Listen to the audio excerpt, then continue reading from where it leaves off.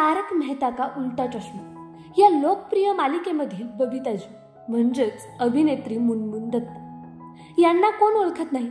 आपल्या सौंदर्याने, अभिनयाने आणि खास शैलीने तिने लाखो प्रेक्षकांची मन जिंकली आहे। पण तिचं व्यक्तिगत आयुष्य मात्र अनेकदा चर्चेचा विषय ठरत आला आहे। मुनमुन दत्तचं नाव बऱ्याच काळापासून अभिनेता अरमान कोहली सोबत जोडलं जात होतं। दोघंही अनेक वर्ष एकामेकांच्या प्रेमात होते। चाहत्यांना वाटत होतं की हे नातं लवकरच लग्नात रूपांतरित होईल, पण असं काही झालंच नाही।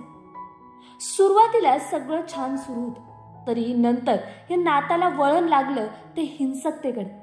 अरमान कोहलीच्या आक्रमक स्वभावामुळे मुनमुन दत्तला अनेक वेळा त्रास सहन करावा लागला। विशेषतः व्हॅलेंटाईन डेच्या दिवशी झालेलं मोठं भांडण आणि त्यानंतरची मारहाण यामुळे मुनमुनने अखेर या नात्यातून बाहेर पडण्याचा निर्णय घेतला।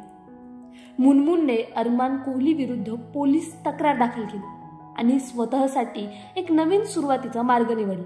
ह्या अनुभवामुळे मुनमुन इतकी आघाती झाली की तिने पुरुषांपासून अंतर ठेवायला सुरुवात केली असं सांगितलं जातं। आज मुनमुन दत्त आपल्या आयुष्याचा प्रवास एकटी करत आहे।